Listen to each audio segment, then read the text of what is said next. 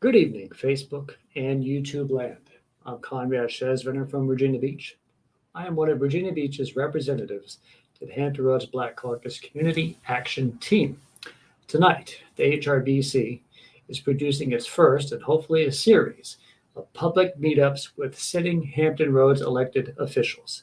It's called our Meetups, and our goal is to take the temperature of our elected officials in the area, see where they personally stand on important issues related to the Hampton Roads Black Caucus. We wish no political bias with these questions. We will invite Democrats, Republicans, independents, and others.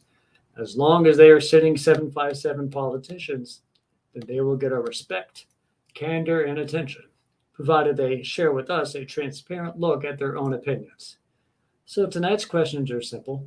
They come from Hampton Roads Black Caucus's four pillars that the organization supports to positively impact the Black community. Our special guest to do this tonight is Hampton's Vice Mayor, Jimmy Gray. I'll bring him on right now. Our first public servant up to the plate on these topics. Vice Mayor Gray, I hope you're having a fantastic evening. If you would, give the viewers a little information about yourself and repping Hampton. Okay, well, thank you, Conrad. I guess I should say I'm honored to be your first guest on the meetup. I don't know whether that's good or bad. Hopefully, you will you'll not run all your guests away with me being your first one, and and then not return to the show again. But I'll try to do you right so that we'll have a good time with this. But yes, I am. Jimmy Gray. I'm currently serving as vice mayor in the city of Hampton. I'm in my second term on city council, and so I've been elected twice. First in a special election to fill a vacant seat back in 2016, and then reelected in 2018 to a 4-year term. And in both of those elections, I was the top vote getter, and then of course my council agreed to elect me as the vice chair, which I currently sit. And I've been a resident of Hampton since 2004, but been a resident of Hampton Roads all my life. Born and raised in Portsmouth, worked in the city of Chesapeake in the fire service for 26 years. Lived in the city of Norfolk for 10 years, have been in Hampton for the past 15 years. And so, I consider myself a regional person in that I have actually felt like I've worked and lived all around the Hampton Roads regions, and so kind of really pay close attention not only what goes on in the city of Hampton, but really what goes on in all of the cities and counties that make up the Hampton Roads region. So that's kind of where I stand right now, and looking forward to continuing to serve the great city of Hampton as a member of our council in the future. So that's Absolutely. that's kind of my story from this point. Just a quick summary of who I am. Yes, sir. Thank you, sir, for sharing that. Let's jump right on into this. The first pillar of the Hampton Roads Black Caucus's positive impacts in the community around is regarding Black-owned business growth. HRBC members support elected officials that support Black-owned business growth. That's the first pillar. So the first question is, how important is Black-owned business growth in your political vision and your activity? Well, I would say that it's extremely important. I mean, Hampton is a very a diverse city, and really a city that is really made up of a lot of small businesses. We're a small, built-out city, of 135,000 people, and so I really, what really kind of feeds the economy in Hampton is all the great, small businesses that are, and many of those businesses are owned by African Americans from our community and from outside of our community. So, we want to work to strengthen the small businesses in our community, and so certainly making sure that African American businesses can thrive in our community and really take advantage of the opportunities that are available, based on where Hampton sits in the region, the diversity of our community, and what we have to contribute to the overall regional economy. I think it's extremely important that we make sure that our African American businesses are successful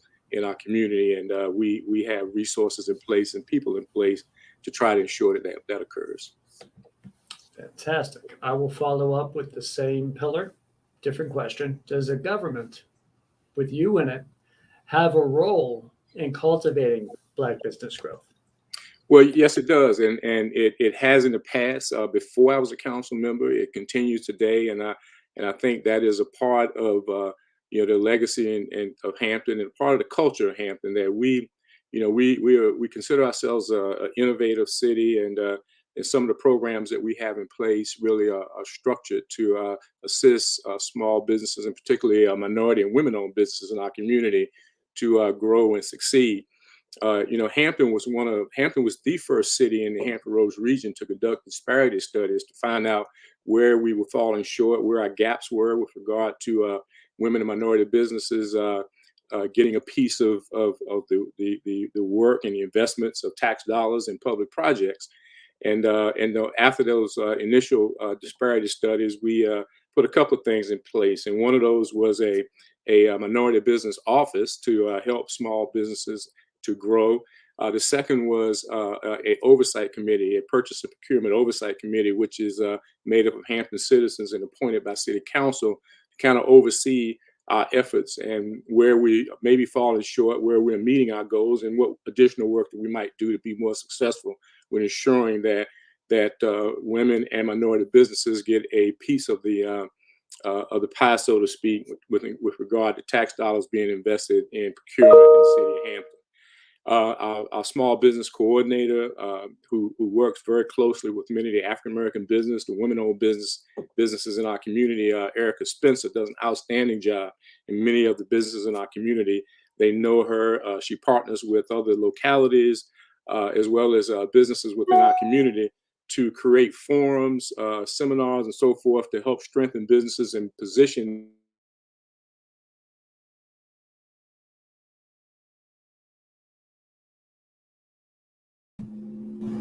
Hopefully that is not me. I sense a little bit of a freezing, but I will maintain. SWAM certified. Yes. For a second there, you froze right mid-sentence. You're back now, so I just wanted to give you a shot if you hadn't completed your thought to do so. Yeah, sorry. I knew I was on by myself, and I didn't know what that was because on the screen you were out. So, but again, I was speaking about a small business office and minority business office within our economic development department that's run by Miss Erica Spencer, and she does a great job with doing a number of or making available a number of seminars and opportunities in our community for Black businesses and other businesses to one, become SWAM certified so that they can take advantage of state contracts and federal contracts. And when those businesses are positioned to be able to do that, then they become more successful and helps to strengthen our overall economy locally. And so we invest in that so that we can make sure that those businesses are in position to take advantage of the opportunities that are available to them. Fantastic. Now, the second pillar is going to be regarding educational advancement. HRBC members support elected officials that support every student of color receiving a quality education that prepares him or her to be a contributing member of a democracy. So the first question regarding that would be, should education be a bedrock piece of a community's growth? And if so, how? Well, I would tell you that it is extremely important to Hampton, and I'm sure it is to every other community, that if your schools are successful, it attracts citizens to want to live in your community. It attracts businesses to want to invest and locate in your community. So we've heard this over and over in our city because we're also a military city, and that we have Langley Air Force Base located within our locality.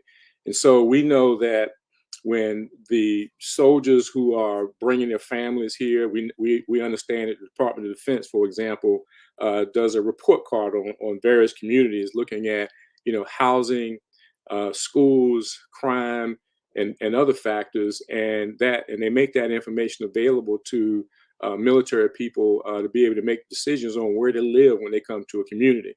And the same is true for businesses when they want to locate in the region and making decisions on which cities they may position themselves in. And then families who are relocating to the region, they too make decisions based on the quality of the schools. And so we in Hampton find that extremely important to our economy, that we know that our schools are thriving. And so that means with the school division as ours, which is probably made up of the majority African Americans, that we want to make sure that we have quality schools that really will provide a great education, ensure that every student graduates on time with the training and education they need to be successful in life. And we invest in that in our city. You know, there are state dollars that come to the localities each year, which we have to match, but we go beyond that in Hampton by giving a greater percentage of our personal property tax from residential real estate, as well as uh, again personal property, a percentage of personal property taxes from residential and personal property to our schools, which gives them a greater share of the revenue coming into our city so that they can in turn invest that in the education. So I say all to say that we have policies in place which we want to invest in schools because we believe every child needs to graduate, and that includes all the African American students who live in our community and attend our schools. Excellent. Now, the next question may partially hit upon some of what you said, but that's okay. We're going to go ahead with educational disparity. And we note that that's a striking problem that impacts our communities in numerous ways. How can your office assist to reduce the disparities? And now, granted, you touched on some, but continue on with some more thoughts on that. And Conrad, if you could ask that full question again, because I don't know whether it was my end or yours that froze up, but I didn't hear all of the question. Here it is. Educational disparity is a striking problem that impacts our communities in numerous ways. How can your office assist to reduce the disparities? Well, again, that schools need resources. I'm back. There's a little bit of freezing going on. Hopefully, it's not my own Wi-Fi. But From has all of the assets in their life to be successful, and so the responsibility on teachers and school personnel is to be able to educate every child, regardless of where they come from. That requires resources, and I think I have been fully committed to making sure our schools have the resources they need. We have a great partnership with our school board as well as our school superintendent, because we understand the value of having strong schools to our economy here in Hampton. So it's incumbent upon us to make sure that we are supporting them in the best way that we can, and making sure they have the resources for the facilities, as well as the staff and materials that they need to be able to educate every child. We have a very low dropout rate in schools. Prior to COVID, all of our schools were 100% accredited. And then now we're very proud of the academies of Hampton, which now have become, really a model for how to educate kids in today's environment, by making sure that every student is on path to graduate, not just with a high school diploma, but with a career plan and training necessary to position them for success in the future. And we've invested heavily in making sure that that program is successful. And so when we talk specifically about the African Americans in our community, I want to say that we're very proud of the fact that in one of our academies, where students take dual enrollment with Thomas Nelson Community College, and this year, Phoebus High School, where that particular academy is called the Advanced College Experience. And in that academy, the students, there were 26 students who graduated this year from Thomas.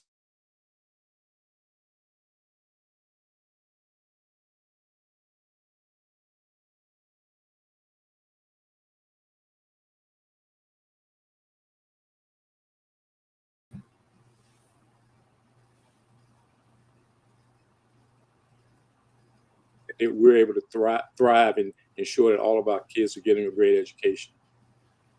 excellent. We are roughly halfway through tonight's questions. We do have a comment. I just want to throw it up here. Thank you for your bold leadership from Brandon Upson. So we have a good comment tonight. The next question comes back to economics. Economic development. HRBC members support elected officials that can assist in driving capital to Black entrepreneurs to start, maintain, and grow their businesses. So the first question from that, the HRBC supports a thriving Black business community. How can policy to help spur Black business development? How can we create policy to do that? Well, we in Hampton, we're very plan driven, and I want to explain how I think that benefits African American businesses in our city. We have 6 master plan areas within our city that are updated, every 5 years or so. And within those master plan areas, we using very strong community input decide where, and how we want to grow segments of our community. And so within those 6 master plans, we look long term to where, how much commercial growth and how much residential growth there will be within those cities. And so, and then using each year when we budget, we know that there are investments that we need to make and that they are guided by the plans. And secondly, is that when businesses are looking for, or entrepreneurs are looking for places to start up their businesses and looking for available real estate to either build or to invest in, then we have areas of city where we know we are contributing in infrastructure. We are purchasing land for future growth, which will allow new businesses that we can use to attract new businesses and also to help existing businesses to grow. And then within those 6 master plan areas, we have 3 business improvement districts in 3 of the areas. And within those business improvement districts, they though we know that we have grants available and we have property available. And so when a new startup business is looking to invest in our city, then we know exactly where we want to position these businesses, and the information that we give them helps them determine where they're best suited to start that business, because this is where we anticipate future growth in our city is going to occur, future investment. And I think that helps to with African American businesses in terms of being able to plan and know where the best opportunities are in our city. And we're very intentional about that effort. And then using our economic development department, as well as our minority business staff, to help direct them to where the grant opportunities, where available property is located, I think really gives an advantage to what we can do and what we can offer to startup businesses and to those within our community that are looking to expand.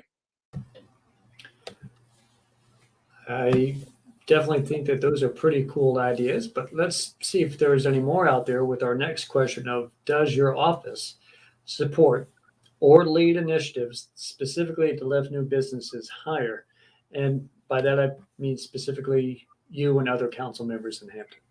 Yeah, and again, I think all of my council members support this, and I'm certainly a big supporter of our Office of Minority and Business Development, in that we are trying to be very intentional with helping to strengthen our minority businesses within our city, minority and women-owned businesses, if I can say that as well, by providing resources, providing mentorship with the existing businesses, helping them to strengthen and position themselves to take advantage of opportunities within our city, take advantage of contracts for procurement at the local level and state level.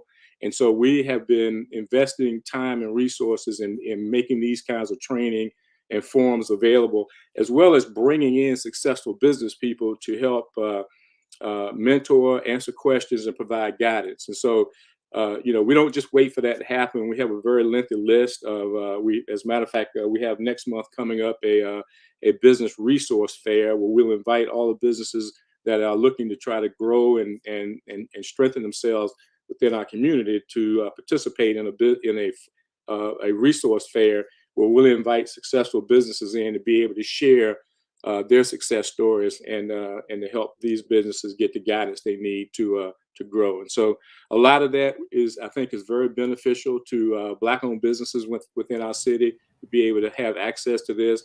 Sometimes you don't know who to talk to or where to find the information and resources. So we want to bring those out into the public space and make that available to help businesses in our community become more successful. Excellent. We're down to the last pillar and the last 2 questions from that. Community development. HRBC members support elected officials that support building and expanding community development ecosystems that increase structural capacity and leadership skills of Black community development professionals on regarding underserved Black communities. So from that, the HRBC values leadership in our communities. How does your office support or foster developing leadership in our community? Well, I want to say that one of the things that we have been doing for many years is helping develop young people within leadership positions.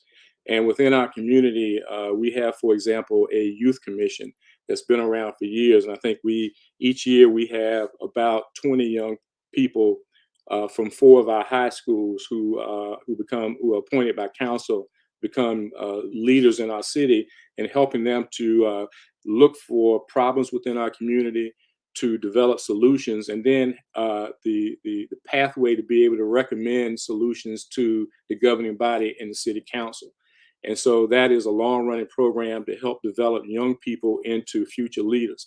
And we do that because we want them to become a part of the solution, a part of the change that may need to occur within our community. Because what we want to do is that when they complete high school, graduate, we want them to return to our community and become the future department head leaders, business leaders, city council members. So we feel like we have a very strong effort in that regard to help develop young leaders and allow them to participate in the governmental process, participate in the policymaking process.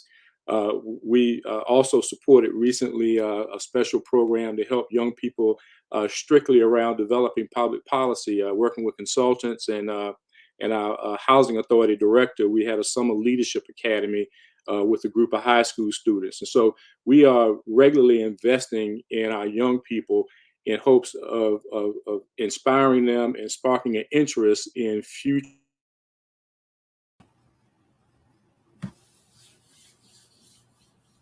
I'm sensing another freeze, but let's wait it out.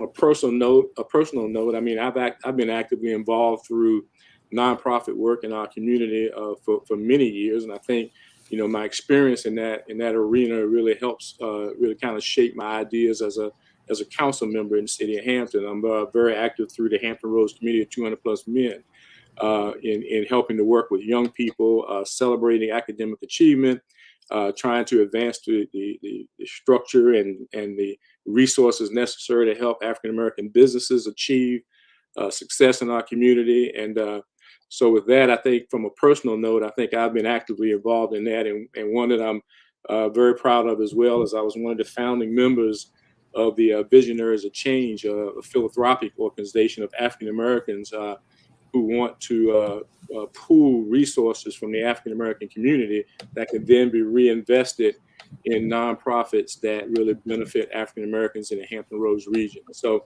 again, from a personal standpoint, that's really where my time and energy has gone for many years. But again, understanding the needs of the community from that regard really helps me with making decisions as a council member in Hampton. Thank you. Thank you. I do want to have a little moment here to say hello to Nikki Zebrovin, a great Northern Virginia activist, and one of my good friends as well, Mr. Pyrie Burton in Virginia Beach. Thank you for watching tonight. We are up to the last question of the evening. The Hampton Roads Black Caucus appreciates active politicians and community involvement, and noticing that it's sorely needed for more politicians to be that active. How can your office support creating community events to foster better community atmosphere? Well, that's a great question, and I guess a great closing question, because as a council member, I ran on 3 things that I wanted to be responsible, be responsive, be visible in the community, and to be able to assist people with the smallest of problems in the community. And that is that we can spend a lot of time analyzing reports and making policy decisions, but at the end of the day, people in the community need to be able to feel that their council members are available to help them with whatever the problems are in their community. And so I spend a lot of time in the community attending events, attending community meetings, and getting to know people and to be able to hear people, and that helps inform my decision making when I'm at city council meetings. And we, we have 7 strategic priority areas that our council really focuses on when we did our retreat, in terms of being able to meet the vision that we have for our city. And one of those is educated and engaged citizenry. And when we focus on investing time and resources and making sure that we will support programs that bring the community together. We invest in nonprofits that do a lot of the work in that community in helping to create opportunity for people to gather in public spaces, to get together to know each other, and where community leaders can come out and join each other and all, kind of understand and spend time talking about the issues in the city and how we may work together to assist those. I think also through boards and commissions, we try to appoint people to boards and commissions to create future leaders in the community, but also as a way to get people to invest time in helping be a part of the decision-making process in our community. Fantastic. Now, that is sort of it for our first MeetUP public questionnaire, Vice Mayor Gray. And I thank you so much for joining the inaugural HRBC Stream Team MeetUp as we look to expand this stream and these specific goals regarding our pillars. So please provide the viewers one last bit of information on how to get in contact with you, follow you, and stay up to date on all important things with Vice Mayor Gray. Well, I feel like I'm very accessible. I am, I'm involved in social media. I have a Facebook page. You can certainly reach me at our Hampton City Council office. But I like to be next to people, and I like people to have easy access to me. So I will very quickly be able to provide my telephone number if you want to just give me a call at any time, and that is 757-504-6704. I would like to say that I always put my cell phone number on my business cards that I distribute, because I don't want people to have to call the city council office and have to work through staff or voicemails or any other way of being able to find me. So that is the easiest way to get into contact with me is by text or telephone. And again, 757-504-6704. Thank you. Thank you so much. This is going to be something that the community should cherish down the line of hearing directly from our representatives on these important matters. So again, thank you for being the first. We'll catch you around next time, Vice Mayor. All right. Thank you, Conrad. And good luck with the future of the HRBC MeetUp. Yes, sir. Thank you. Now, this again is the first, the inaugural of the meetups of the stream team of the Hampton Roads Black Caucus, where we will specifically engage with sitting politicians in the 757. So definitely reach out to them too, viewers, to make sure that you get them on this show as we reach out to them too, because we want to make sure the public can watch this and learn as much as possible.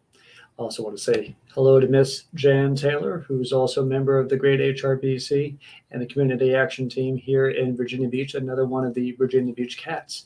So thank you, Miss Jan Taylor, for helping me out over the past few weeks.